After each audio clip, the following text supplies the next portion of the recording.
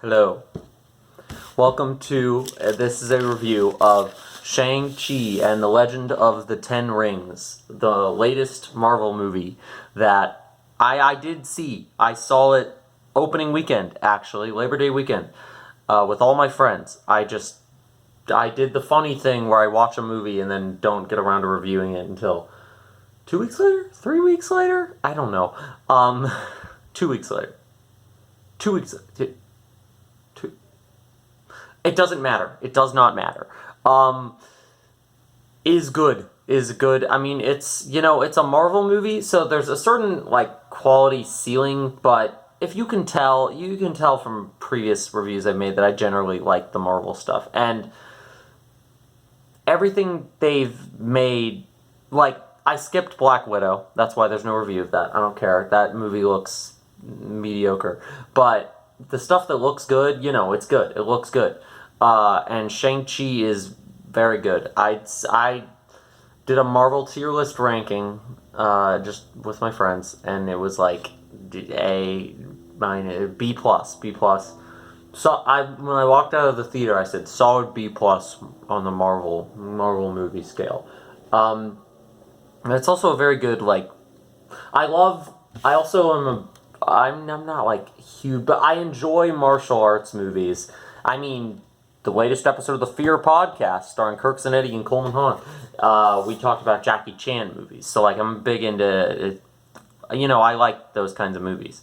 And this is a very good martial arts movie. The bus fight early on in the film is probably one of the best, choreographed fight sequences I've seen in the MCU.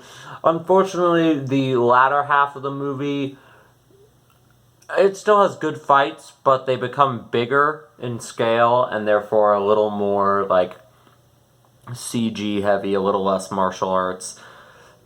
Another flaw of the movie is that it kind of drags in the second act a bit. At one point they go to, a mystical village, and when they get to that mystical village, it's okay, why is the movie still moving at this pace?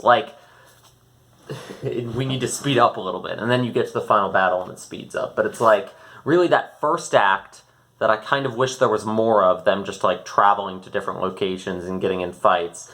And that third act were the showstoppers. The second act, there's no action scenes for a while. And that part's carried by the through line of the villain character, played by Tony Lang, I don't know, Leung. I'm not sure how to say it, but apparently he's a very, very well-known Hong Kong actor with a lot, one of the biggest Hong Kong actors. And, not just in terms of action, but also in terms of, pure acting skills. And you can really see that he plays Shang-Chi's father, who's also the villain, who's also the MCU's new Mandarin, although he doesn't specifically refer to himself by that.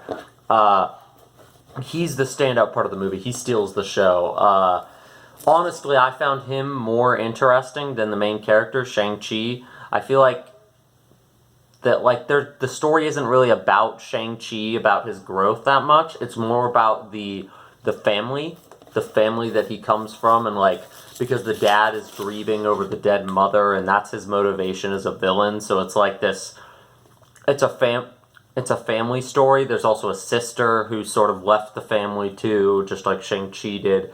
But it's less about Shang-Chi as a character than I expected, and the story's more about the family. And really the dad is he's the villain, but he's also the emotional anchoring point of the movie.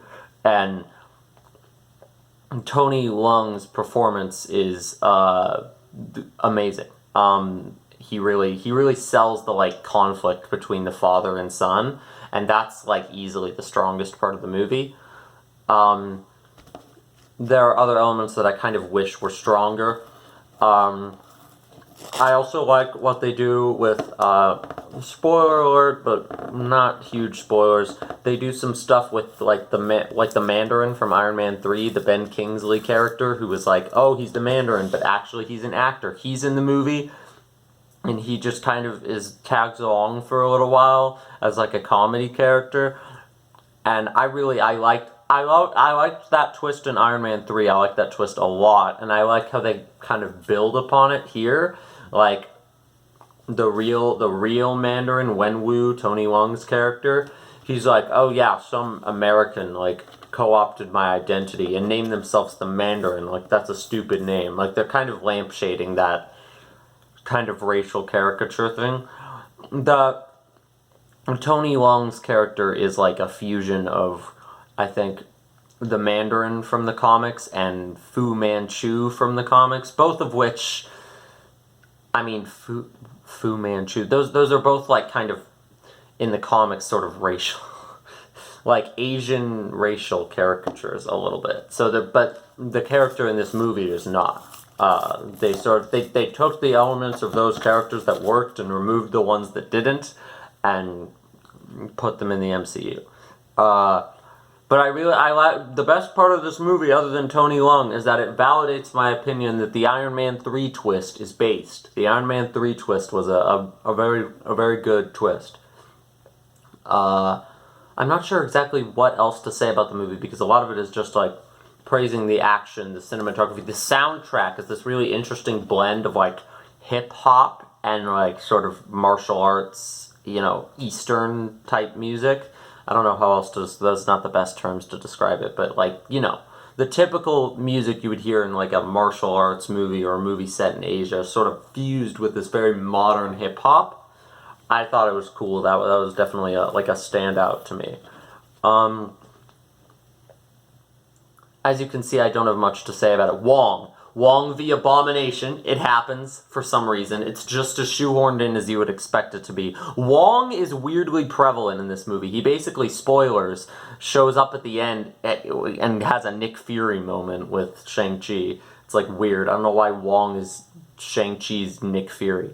But it's kind of funny. I mean, I like it. Wong. That was the joke with me and my friends. It's like, Wong. I don't know what else to say about it. It's a good movie. If you like martial arts movies or if you like Marvel movies, you've probably already seen this movie. And if you don't like either of those things, you probably won't like this movie. I mean, I don't know. Yeah, I should have recorded this review like 2 weeks ago. I don't know why I didn't, but Shang-Chi and the Legend of the Ten Rings. It is good. It was a fun time. And that's all. I feel like I'm selling the movie short. It actually did have like there were some moments that really hit like on the emotional level. It's just not a movie that's like super interesting to deep dive into. It's not like a super deep, complex movie. But it was very good. Marvel knows what they're doing. The formula works, and here they deviate from the formula enough to like make it a pretty standout Marvel feature. Arrivederci!